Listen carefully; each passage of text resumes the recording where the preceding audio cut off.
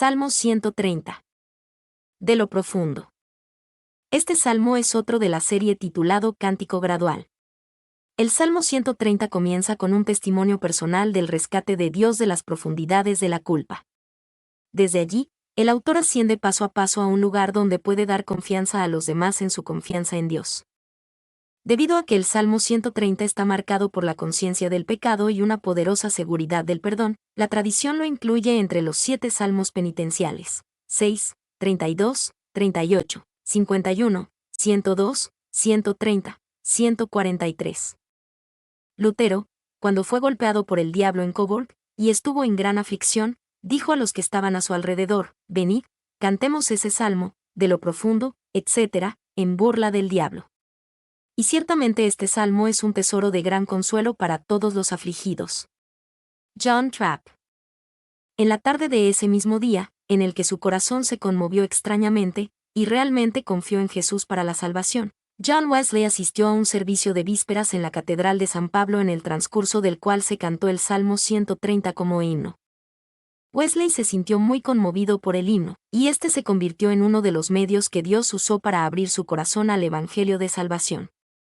James Montgomery Boyce. A clamor al Dios que ayuda y perdona. 1:1-2, un clamor de lo profundo. De lo profundo, oh Jehová, a ti clamo. Señor, oye mi voz. Estén atentos tus oídos a la voz de mi súplica. De lo profundo, oh Jehová, a ti clamo. Anteriormente en los salmos ha habido clamores desde lo profundo de la tierra. Salmo 71 horas y 20 minutos, o desde lo profundo del sepulcro. Salmo 86 horas y 13 minutos. Una vez más, desde un lugar de profundo y abrumador peligro, el salmista clama a Yahvé, el Dios del pacto de Israel. Y las personas experimentan profundidades de pobreza, tristeza, confusión y dolor. Sin embargo, la profundidad que el salmista clama desde aquí es la profundidad de la conciencia y la culpa del pecado. Versículo 3. Muchos se han ahogado espiritualmente en estas profundidades. 2. La autoayuda no es una respuesta a las profundidades de la angustia, por muy útil que pueda ser en los bajíos de la autocompasión. Kidner. 3. En este salmo escuchamos acerca de la perla de la redención, versículos 7-8. Quizás el dulce cantor nunca hubiera encontrado esa cosa preciosa si no hubiera sido arrojado a las profundidades. Las perlas se encuentran en lo profundo. Spurgeon. Ve, Señor, oye mi voz. Los traductores usan la palabra Jehová para traducir el nombre Yahvé en la primera línea de este salmo, y Señor para traducir el nombre de Adonai en la segunda línea. Cada palabra es un título o nombre del Dios de la Biblia, el creador del cielo y la tierra.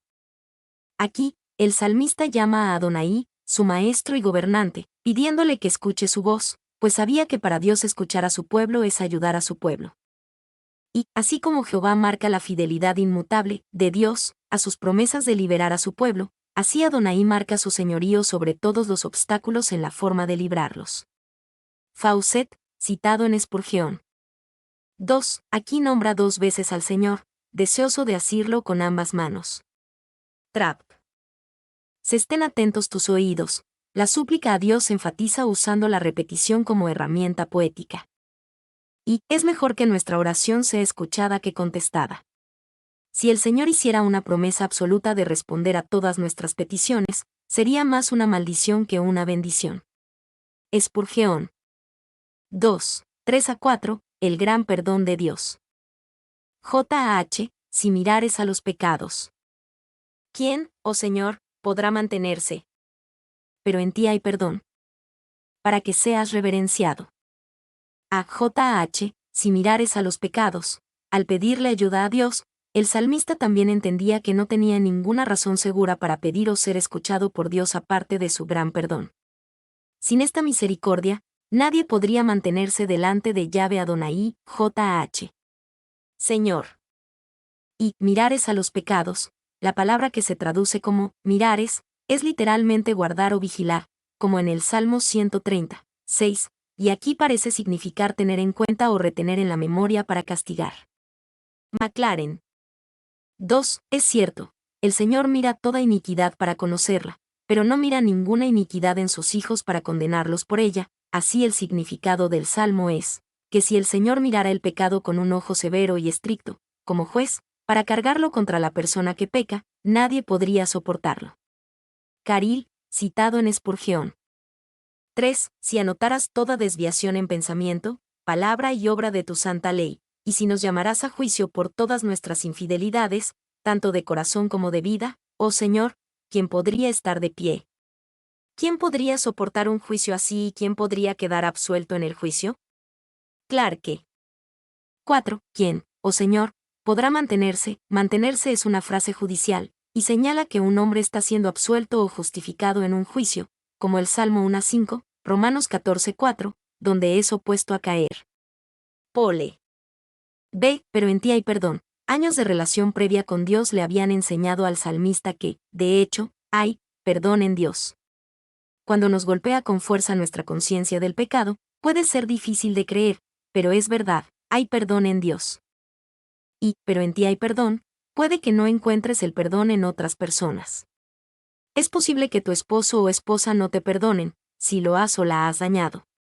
Es posible que tus hijos no te perdonen. Es posible que tus compañeros de trabajo no te perdonen. Es posible que ni siquiera puedas perdonarte a ti mismo. Hay uno que lo hará, y ese es Dios. Escríbelo donde puedas verlo y reflexionar sobre ello con frecuencia. Nuestro Dios es un Dios que perdona. Boyce. 2. En ti hay perdón, y una vez que Dios habla del perdón, nunca puede ser desdicho. El miedo, la duda y el recelo pueden cuestionar, pero no pueden revocarlo. Meyer. 3. La palabra traducida como perdón, literalmente significa cortar, y por lo tanto sugiere la cirugía misericordiosa mediante la cual el tumor canceroso se extrae del alma. Maclaren. 4. Cuando Lutero estaba en una gran angustia del alma, fue consolado por alguien que le dijo, ¿no crees en tu credo? Sí, respondió Lutero, yo creo en el credo. Entonces, dijo el otro, me parece que uno de los artículos en él dice, creo en el perdón de los pecados. El corazón de Lutero se iluminó de inmediato al recordar las palabras en este salmo, hay perdón.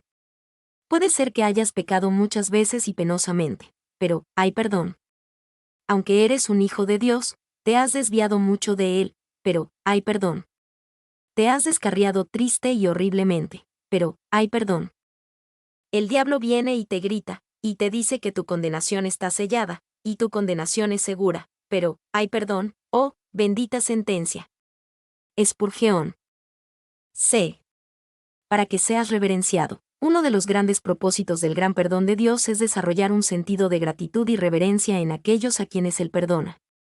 Su perdón debe conducir a la pureza y a un temor apropiado de desagradar a aquel que ha sido tan misericordioso. Y aquellos que han sido perdonados son ablandados, humillados y abrumados por la misericordia de Dios, y deciden nunca, más, pecar contra una bondad tan grande y terrible. Ellos pecan, pero en lo más profundo de su corazón no quieren, y cuando lo hacen, se apresuran a regresar a Dios en busca de liberación. Boyce. 2. Fue un galés en medio del maravilloso avivamiento de 1905 quien pronunció el versículo del Salmo 130. 4. En ti hay perdón suficiente para asustarnos, que si no una traducción precisa, es una excelente exposición. Morgan. 3. La misericordia de Dios es tan grande y maravillosa, que su aprensión llena al alma con tal sentido de su amor que asusta. Se asusta, es decir, no de Dios, sino del pecado. Morgan. 4. Es temido, no solo por su gran juicio y dureza, sino también por su gran amor al perdonar. Los piadosos responden con temor y amor piadosos. Van Gemeren. El martillo de la ley puede quebrar el corazón helado del hombre con terrores y horrores, y que aún así permanezca helado, sin cambios, pero cuando el fuego del amor derrite amablemente su hielo, se transforma y se disuelve en agua, ya no es hielo, sino de otra naturaleza. Swinnock, citado en Spurgeon. De sabia conversación consigo mismo y el Salvador.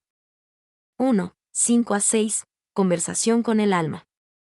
Esperé yo a Jehová, esperó mi alma. En su palabra he esperado. Mi alma espera a Jehová. Más que los centinelas a la mañana. Más que los vigilantes a la mañana. Esperé yo a Jehová, esperó mi alma, habiendo hecho su clamor a Dios desde las profundidades, versículos 1 a 2, el cantor decide esperar en Dios y en el rescate que Él traería. B. En su palabra he esperado. La espera no era pasiva ni inactiva. El salmista usaba el tiempo para poner activamente su esperanza en las promesas de Dios, reveladas en su palabra. C. Mi alma espera a Jehová. Aquí, usando la palabra Adonai, el salmista nuevamente expresa su confianza en Yahvé Adonai, Jehová. Esta frase usa tanto Yahvé, el nombre del Dios del pacto de Abraham, Isaac y Jacob, como Adonai, el nombre normal de un amo o señor. D.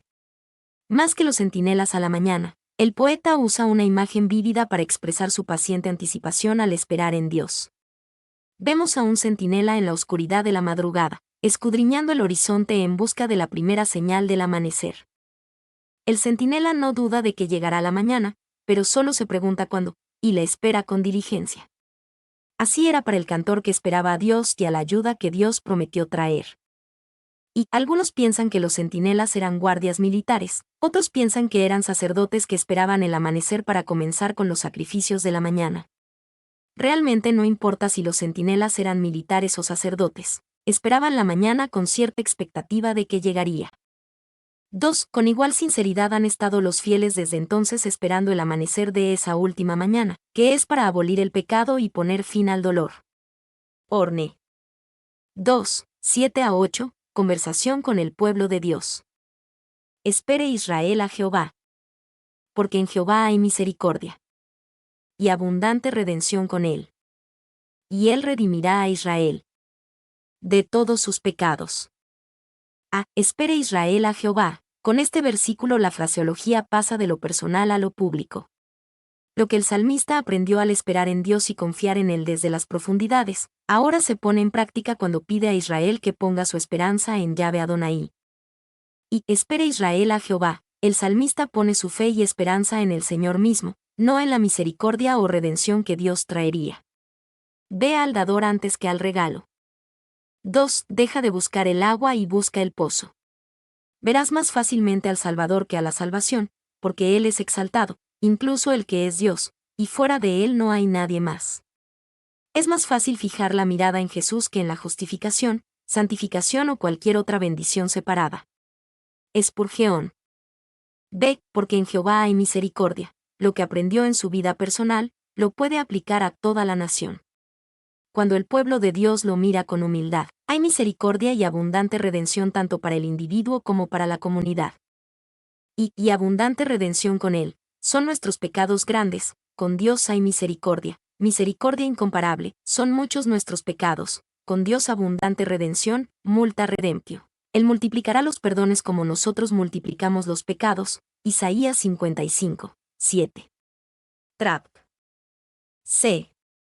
Y él redimirá a Israel de todos sus pecados. Esta es la conclusión segura del Salmo, que demuestra la confianza de que Dios ciertamente traerá la redención y el rescate tanto al individuo como a la nación abrumada en las profundidades de su pecado. Lo que Dios ha demostrado en la vida privada, también lo hará para la comunidad que clama a Él. Y nada podría estar más lejos de la oscuridad confinada y la incertidumbre de las profundidades que esto. El cantor ahora se ha liberado de sí mismo para volverse hacia su gente y mantener esperanzas que están lejos de ser vacilantes. Kidner. Mi nombre es Demim. Soy tu asistente personal. Mi sitio en internet es demim.es.tl